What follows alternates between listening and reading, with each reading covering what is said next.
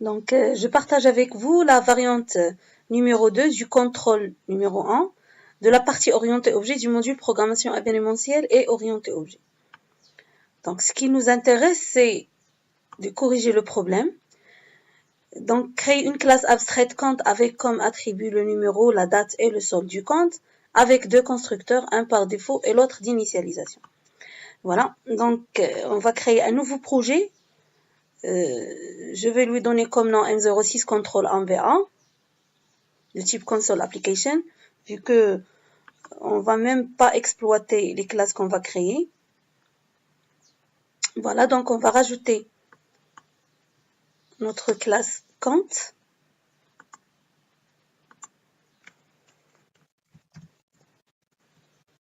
Voilà, donc comme vous voyez, c'est une classe abstraite.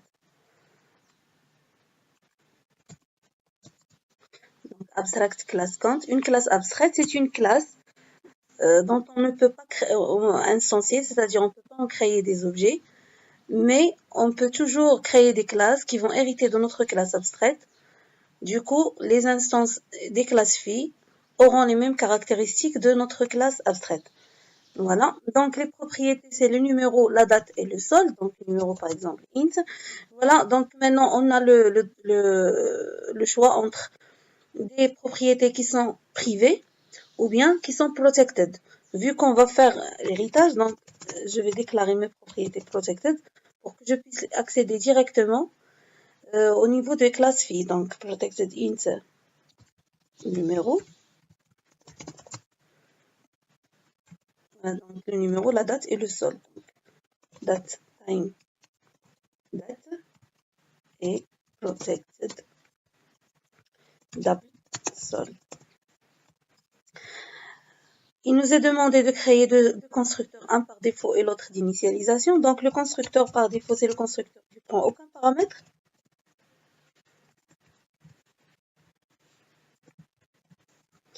Le constructeur d'initialisation, c'est le constructeur qui initialise toutes les propriétés de la classe. Donc, je vais lui fournir un entier pour le numéro, un objet datetime pour la date du compte, de création du compte, et un objet double pour le solde, l'initialisation du solde. Donc, 10.numéro égale le n, 10. La date égale d, 10. Le solde égale s. Voilà. Ensuite, on doit ajouter la méthode toString qui retourne les informations d'un compte sous forme de chaîne de caractères. Donc, public va retourner une chaîne de caractères. En fait, la méthode toString, c'est une méthode qui existe dans la classe mère objects. Donc, implicitement, on ne fait que redéfinir la méthode de la classe mère object. Donc, ici, je vais faire un return 10.numéro. Donc, par exemple, je vais faire des tabulations, pourquoi pas. Donc, 10. La date et 10. Le solde. Voilà. La question suivante, c'est créer une méthode void dépôt qui prend en paramètre un montant puis l'ajoute au solde du compte. Donc, on va créer une méthode qui retourne rien. Donc, le dépôt est toujours autorisé. Donc, dépôt qui prend un réel, M, montant par exemple, et tout simplement, il va faire 10.solde plus égale le M. Voilà. Ensuite, on va créer la méthode equal qui prend en paramètre un compte, puis retourne vrai si les deux comptes ont le même numéro et faux sinon. La méthode equal, donc, comme pour la méthode toString, c'est une méthode qui est déjà déclarée au niveau de la classe mère. Voilà, donc on la redéfinit pour déterminer la stratégie de l'égalité que nous allons établir entre les objets de notre classe. Donc, par exemple, je dis que deux comptes seront égaux s'ils ont le même numéro. Voilà, c'est ce qu'il est demandé dans l'énoncé. Si les deux comptes ont le même numéro, il faut sinon. Donc, if 10.numéro égale, donc c.get numéro. Je peux automatiquement faire le numéro. L'essentiel, c'est l'idéal, c'est de déclarer des accessoires pour les propriétés, d'accord, qui sont privées. Donc return true. Else, donc je retourne faux. Voilà. Donc créer une méthode abstraite, booléen retrait, qui doit être redéfinie plus tard dans les classes phi. Voilà, donc je vais créer une méthode abstraite. Booléen retrait, alors public.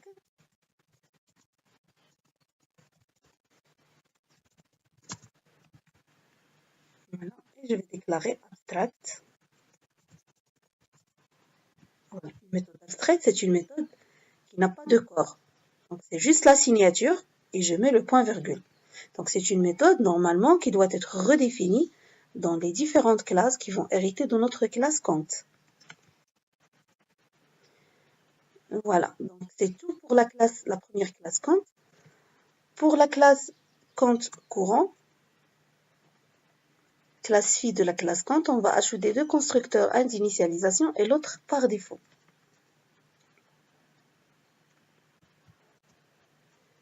Donc, je vais rajouter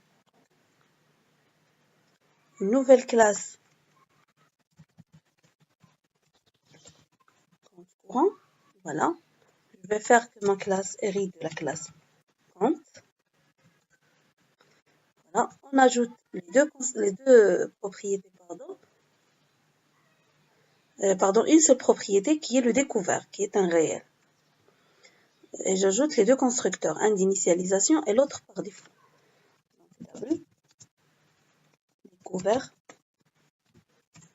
Voilà, alors, public compte courant.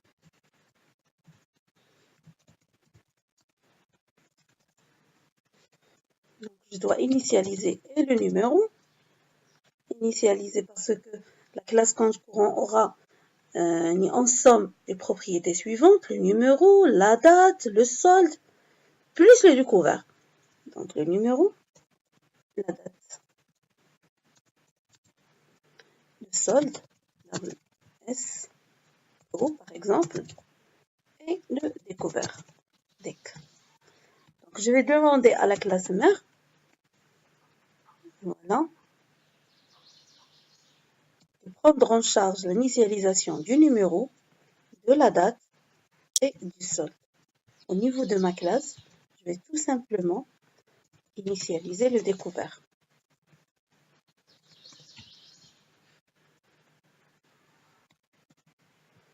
Voilà.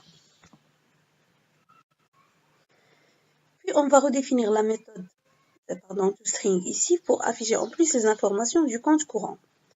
Donc je vais redéfinir la méthode toString.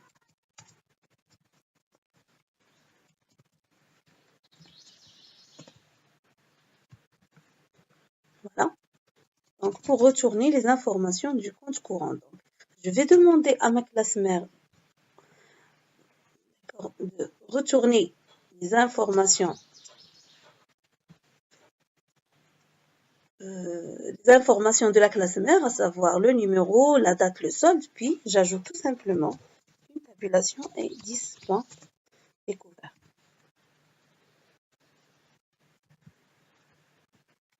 Voilà. Après, on va redéfinir la méthode retrait argent, d'accord, pour qu'un retrait ne soit possible que si on ne dépasse pas le découvert.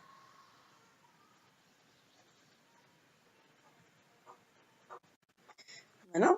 Donc, pour redéfinir, alors public. Donc, pour définir la méthode, on va faire un public override. Voilà. Booléen. La méthode retrait. Voilà.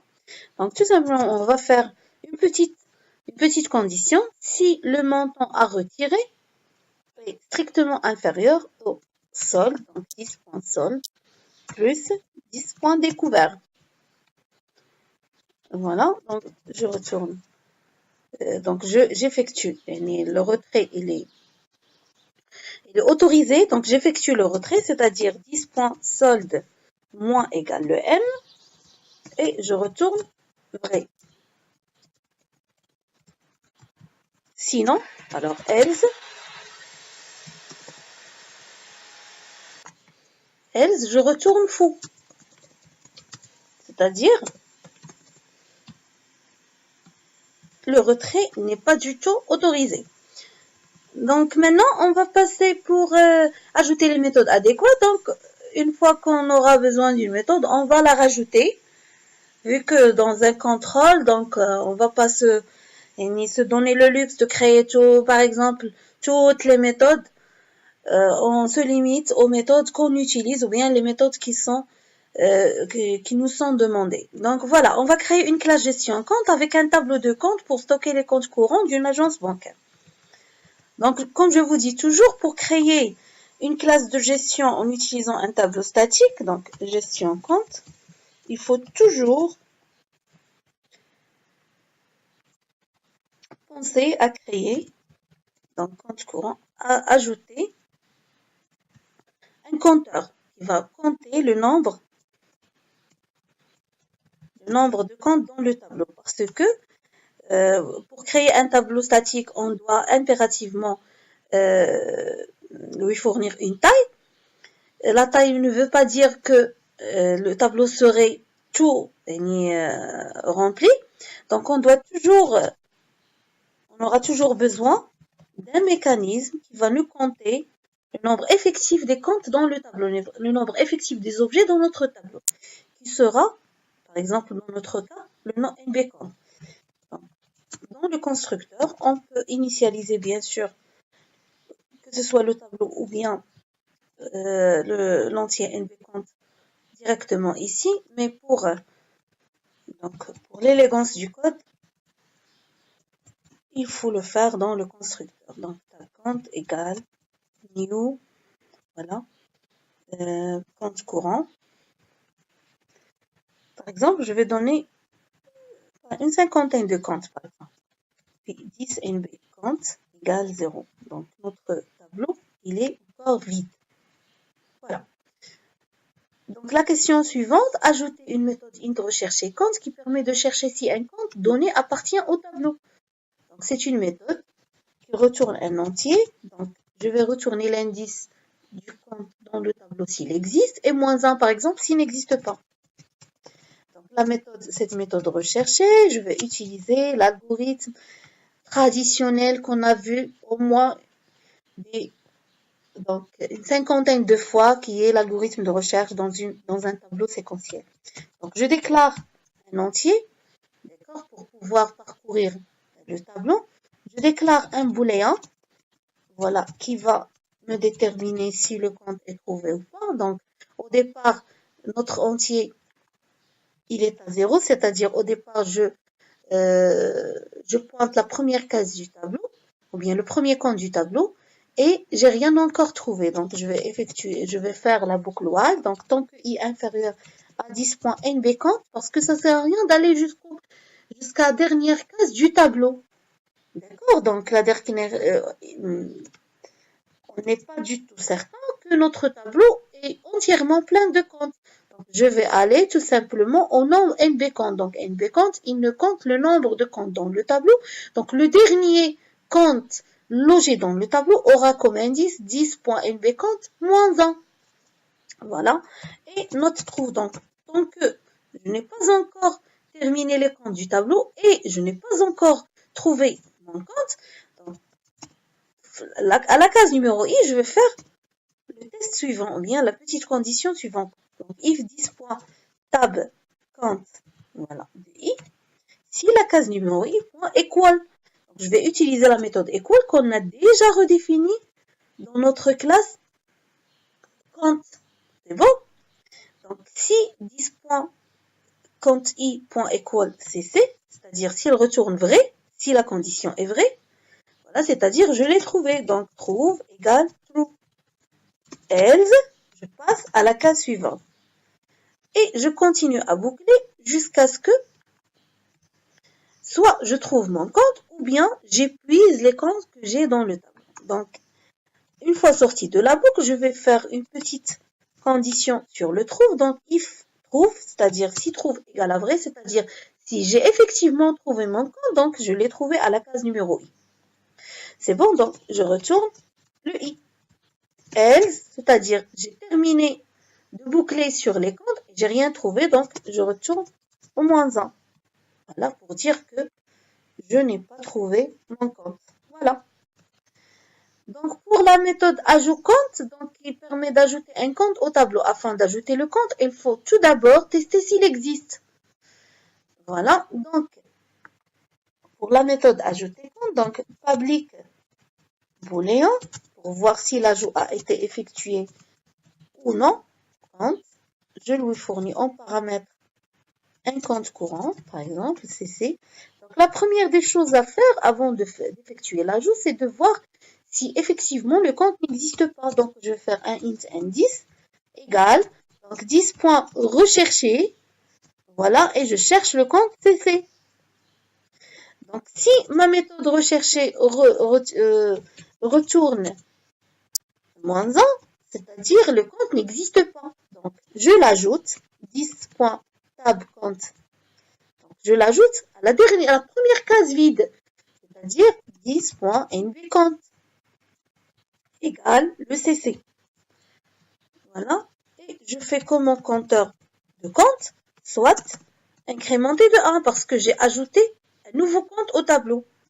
Et je retourne vrai, c'est-à-dire effectivement, on a pu ajouter un compte au tableau. Sinon, c'est-à-dire si l'indice est différent de -1, c'est-à-dire que le compte existe déjà.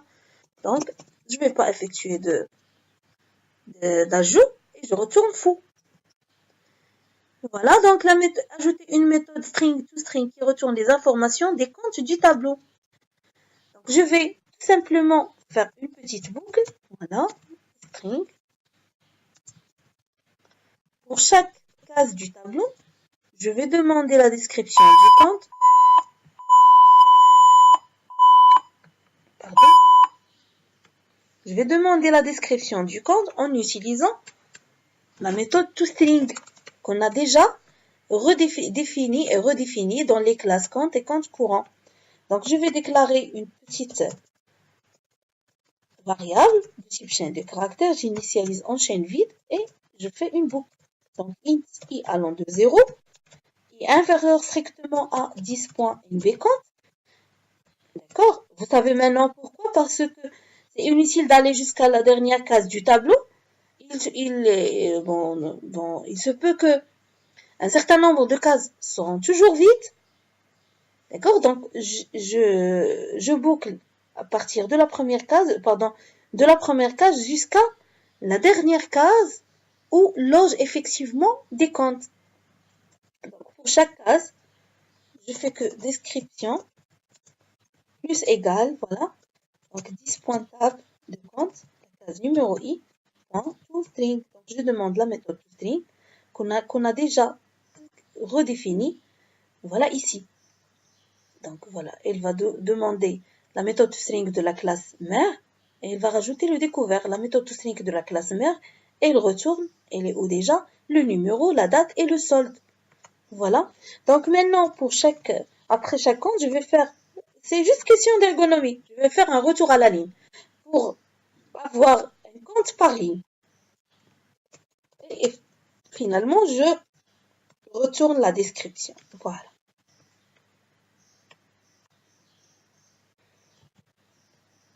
Donc, voilà la méthode toString. Et la dernière méthode demandée dans ce contrôle, donc ajouter une méthode string compte en difficulté, double M, qui retourne la liste des comptes courants des clients en difficulté. Un client en difficulté si son solde est négatif. Voilà, c'est-à-dire il a terminé le solde initial et il commence à puiser dans le découvert. Donc de la même manière, je vais faire tout simplement un petit copier-coller parce que c'est exactement la même chose, c'est juste qu'on rajoute ici avant d'ajouter voilà, la description du compte à la chaîne de caractères qu'on va faire retourner par la suite, on va rajouter une petite condition. Donc je vais voir si le compte de la position I, son solde est négatif. Donc pour cela, je dois ajouter un accessoire, pardon, dans la classe compte courant. Voilà, donc c'est un public double. Voilà, get solde qui va retourner le solde. Alors 10.solde. Le solde du compte courant. Voilà, donc je vais faire if 10.table de compte numéro i. Donc si le compte de la case numéro i, point, voilà, get solde inférieur strictement à 0, j'ajoute sa description, voilà, à la liste des descriptions de tous les comptes en difficulté. Donc, pardon, je vais tout simplement renommer, donc, compte ou bien client en difficulté.